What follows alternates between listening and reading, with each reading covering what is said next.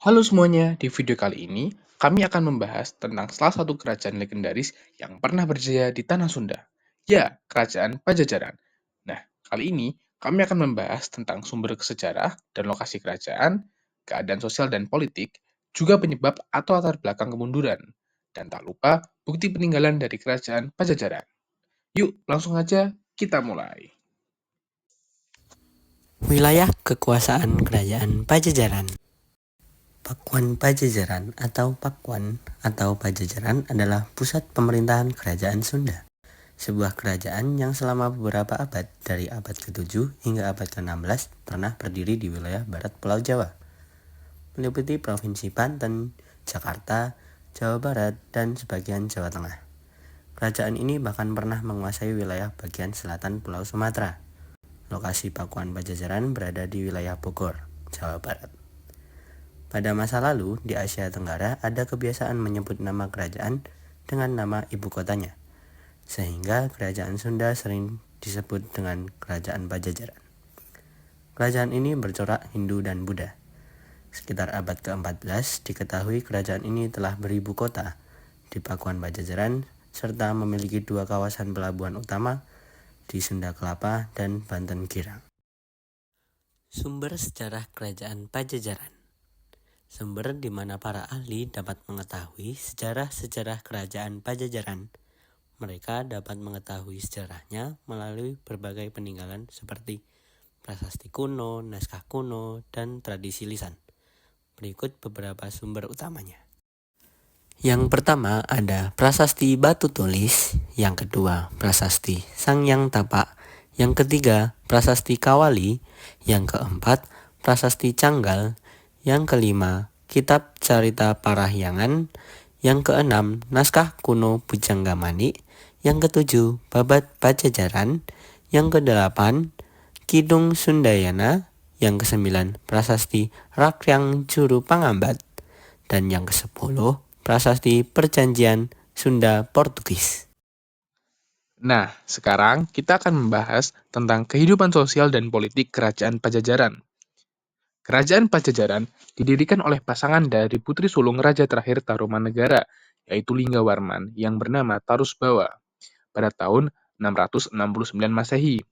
Setelah Kerajaan Galuh melepaskan diri dari Kerajaan Tarumanegara, Tarusbawa memindahkan pusat kekuasaan Tarumanegara yang berubah menjadi Kerajaan Sunda atau Pajajaran ke hulu sungai Cipakancilan di Sunda.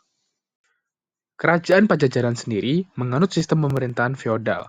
Pada puncak pemerintahannya, terdapat prabu atau raja sebagai pemimpin tertinggi yang dilanjutkan dengan putra mahkota, mangkubumi, dan kepala daerah atau tuan tanah.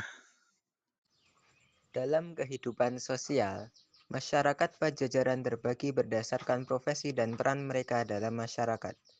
Kelompok-kelompok tersebut dibagi antara lain Pahuma, yaitu petani ladang, Puhawang, yaitu pelaut, Palika, yaitu nelayan, Maranggui, yaitu pengukir, Pandita, yaitu pemimpin agama, dan prajurit keamanan.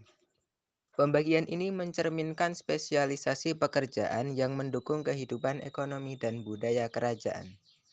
Mayoritas masyarakat Pajajaran hidup dari sektor agraris, memanfaatkan tanah subur untuk pertanian dan peternakan. Namun, bagi mereka yang tinggal di daerah pesisir seperti Banten dan Jakarta, sektor maritim dan perdagangan menjadi tumpuan ekonomi. Mereka menjalin hubungan dagang dengan pulau-pulau lain, memanfaatkan pelabuhan-pelabuhan penting seperti Banten, Pontang, Cigede, Tamgara, Sunda Kelapa, dan Cimanuk. Setiap pelabuhan dipimpin oleh seorang syah bandar yang bertanggung jawab kepada raja, menunjukkan pentingnya perdagangan dalam struktur ekonomi kerajaan Pajajaran.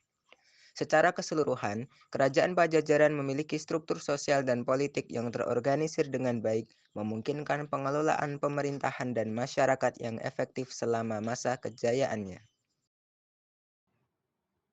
Nah, sekarang saya akan menjelaskan tentang penyebab atau latar belakang keruntuhan Kerajaan Pajajaran. Keruntuhan Kerajaan Pajajaran terjadi karena beberapa hal. Berikut ini adalah beberapa fakta mengenai keruntuhan Kerajaan Pajajaran. Yang pertama, penyebab utama keruntuhan Kerajaan Pajajaran adalah mundurnya Prabu Siliwangi dari posisi raja. Hal ini membuat kekuatan kerajaan menjadi goyah. Di samping itu, raja penggantinya, Surawisesa menghadapi tantangan besar, yaitu hadirnya dua kerajaan dari Cirebon dan Demak untuk memperebutkan kekuasaan. Yang kedua, kekalahan perang melawan kerajaan Islam. Akibat perebutan kekuasaan dengan Kesultanan Cirebon dan Demak, terjadilah perang yang mengakibatkan Raja Surawisesa memberikan sebagian kekuasaannya di pantai Jawa bagian utara. Dan yang ketiga, terambilnya wilayah kekuasaan Pajajaran.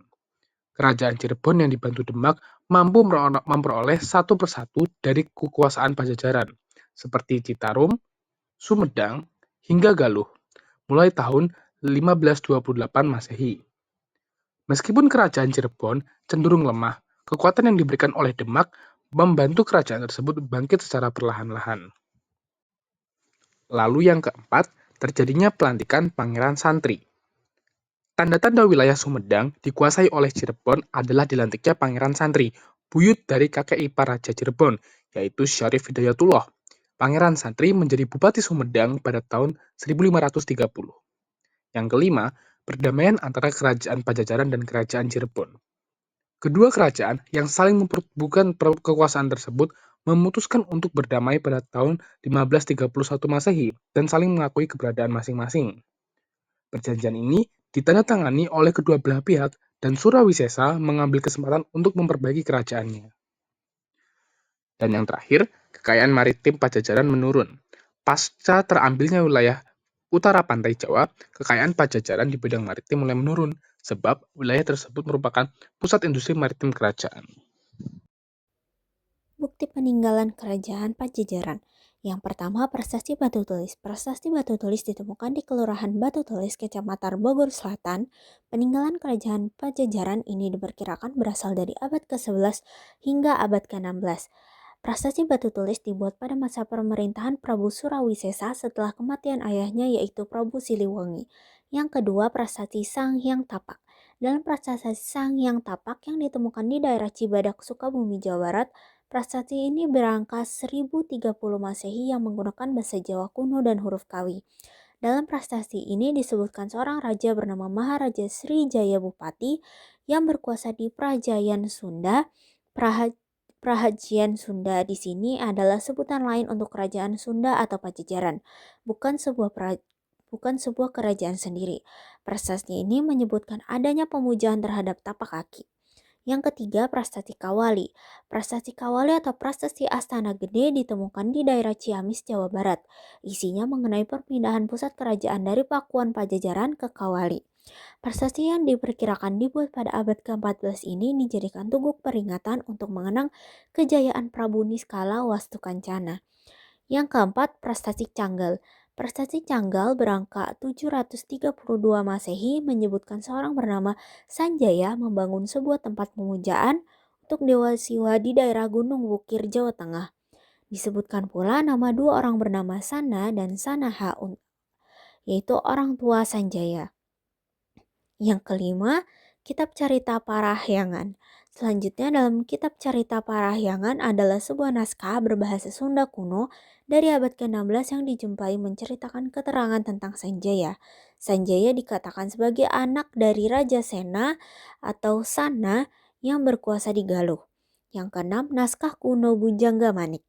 Sumber utama tentang kehidupan sehari-hari di Pajajaran pada abad ke-15 sampai awal abad 16 dapat ditemukan dalam naskah kuno Bujangga Manik. Nama-nama tempat, kebudayaan, dan kebiasaan-kebiasaan masa itu digambarkan terperinci dalam naskah kuno tersebut. Yang ketujuh, Babat Pajajaran. Babat Pajajaran adalah naskah kuno yang bercerita tentang cikal bakal kerajaan Pajajaran. Isi di dalamnya juga memuat cerita keseharian masyarakat dan kearifan budaya Sunda pada zamannya. Yang kedelapan, Kidung Sundayana. Kitab ini menceritakan tentang kekalahan pasukan Pajajaran dalam pertempuran Bubat melawan Majapahit. Selain itu diceritakan pula tentang tewasnya Raja Sri Baduga dan putrinya.